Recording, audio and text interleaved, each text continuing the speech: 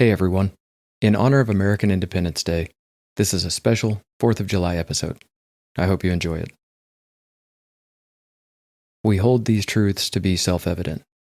Give me liberty or give me death. I only regret that I have but one life to lose for my country. Chances are you've heard these iconic phrases before. Maybe you even know who said them. Jefferson, Henry, and Hale. On Independence Day, we celebrate those voices that shaped a nation and etched their ideals into the fabric of American identity. But what about the everyday language that also emerged from that revolution? Not the famous last words or fiery declarations, but the phrases we toss around casually in emails, meetings, and conversations.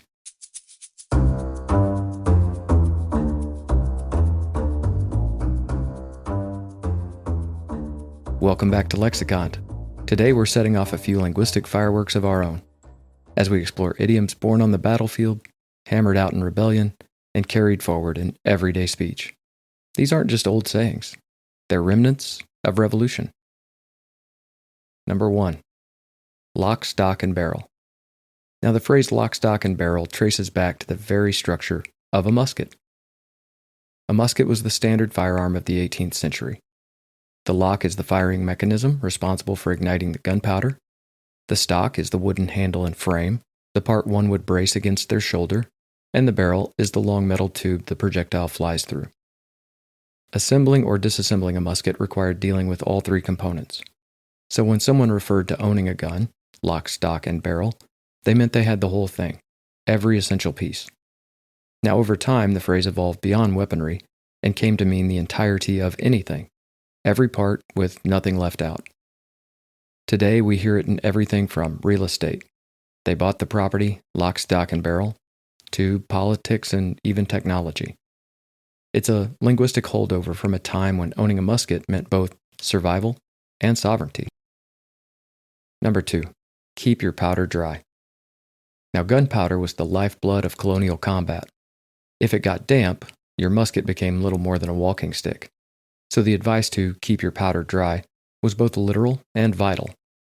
Soldiers learned to protect their powder horns from rain, snow, or swamp, any source of moisture that could sabotage their next shot.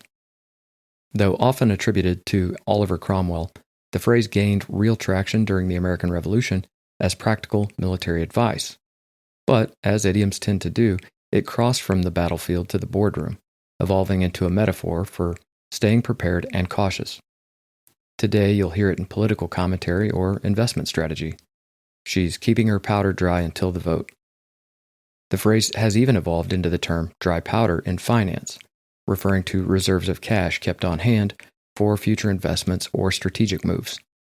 It's a way of saying, don't rush, hold back, protect what you have, wait until the moment matters, and when it comes, be ready to fire with purpose. Number 3, flash in the pan. In a flintlock musket, a small pan held a bit of priming powder. When the trigger was pulled, the flint would spark the pan's contents, ideally igniting a larger charge in the barrel. But sometimes the powder in the pan would just flash without firing the shot. It was that dramatic fizz with no follow-through. So the phrase flash in the pan took on metaphorical meaning pretty quickly, especially in the political cartoons and satirical writings of the time. A leader who boasted loudly but accomplished very little was just a flash in the pan. The image of wasted firepower translated perfectly into human behavior. Today, we apply it to fads, failures, or flukes. Whether it's a reality TV star who vanishes after one season or a meme that only lasts 5 minutes, flash in the pan is the perfect phrase for today's disposable fame culture. Think Tiger King, but shorter. Number 4. Turncoat. Turncoat is one of the most charged labels you could throw at someone in the 18th century, and it wasn't just figurative. The term referred to a person who literally turned their military coat inside out to hide their allegiance.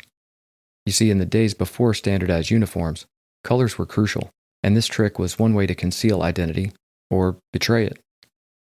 During the Revolutionary War, calling someone a turncoat was tantamount to calling them a traitor.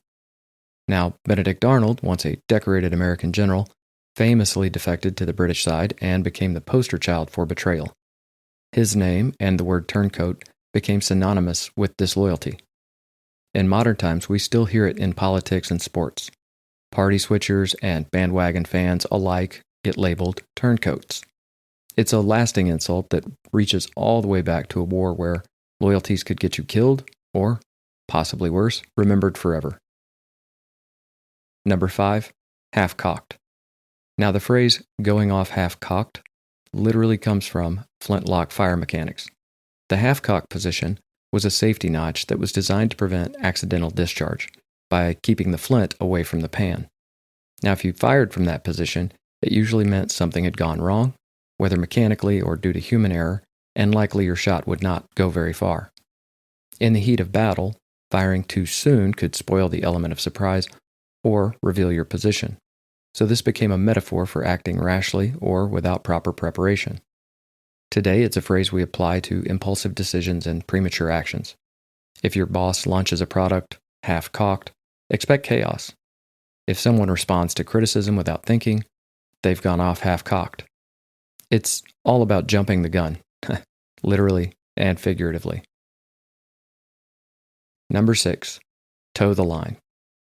So a bit of quick clarification. I'll spell this one out for you. T-O-E, the line.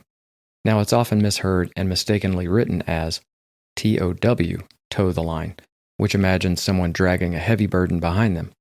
But nope, this one's actually about your feet, not a rope. In military drills, troops were required to stand with their toes aligned against a marked area on the ground. Perfect posture, unwavering discipline. Toe the line wasn't optional, it was enforced.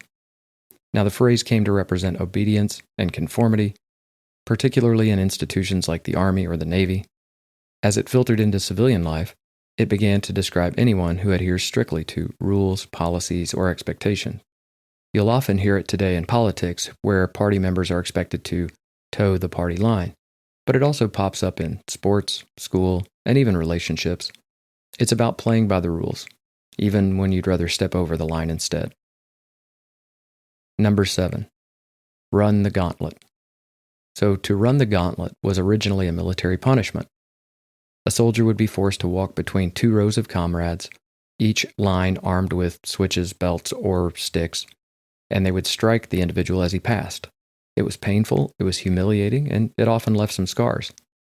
Now this brutal form of discipline was used not only in European armies, but was also adopted by colonial forces in moments of harsh justice.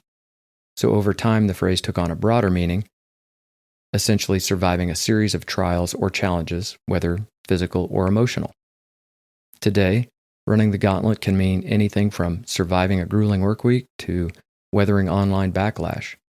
Now it's more of a linguistic badge of endurance. Movies like Dazed and Confused and shows like American Gladiators have literalized the phrase, whether it's that humiliating hazing ritual or a high-stakes competition. Running the gauntlet is still shorthand for getting tested the hard way. Number 8, Yankee Doodle. I'm sure most of you probably recognize this tune.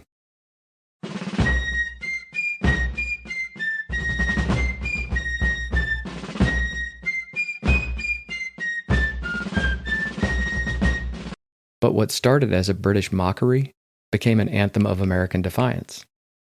Yankee Doodle was originally a song used by British troops to ridicule colonists. A British Army surgeon, Richard Shuckburgh, is credited with writing the original lyrics around 1755.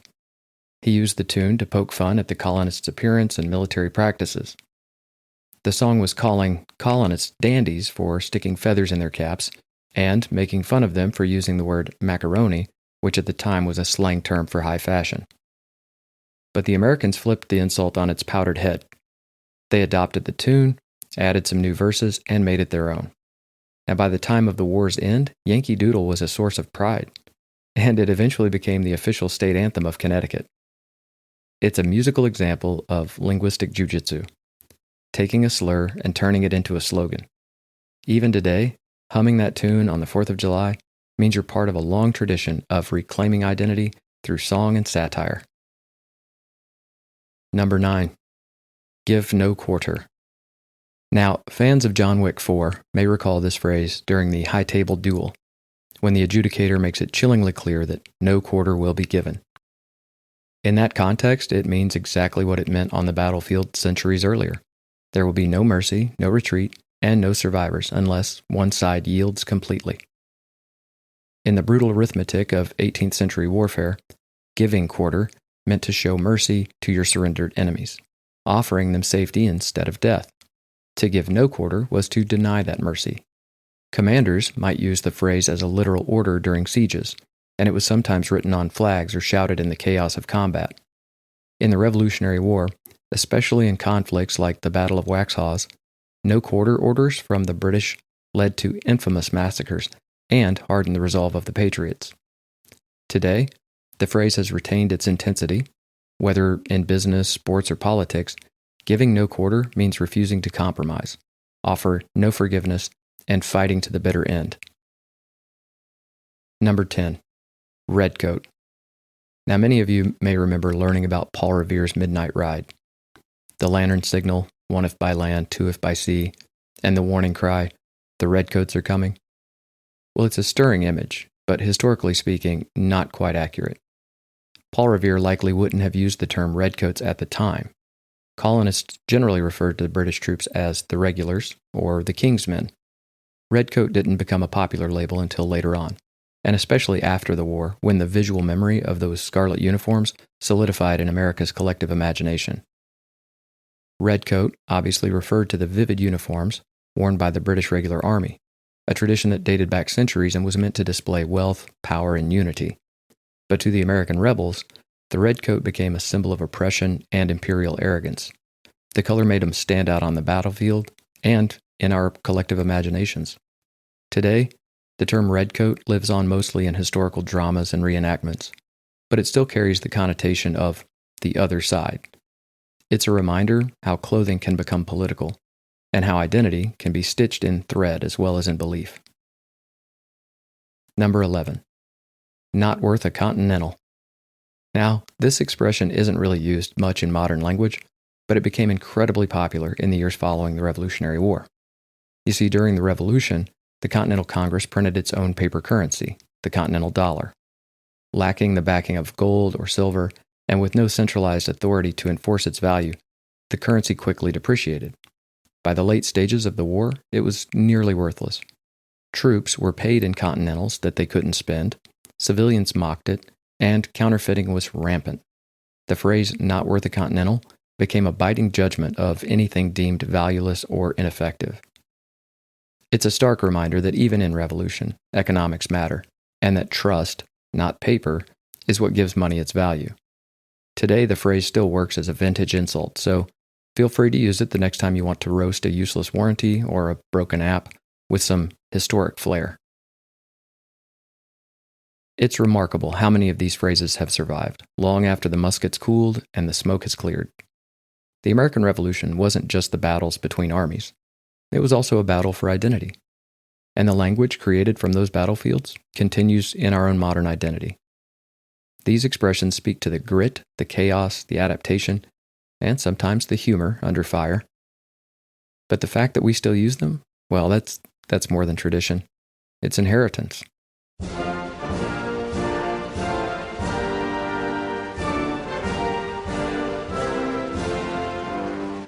Happy Independence Day. That's it for this episode of Lexicon. If you enjoyed this linguistic skirmish through revolutionary idioms, be sure to subscribe and leave a review. It really helps.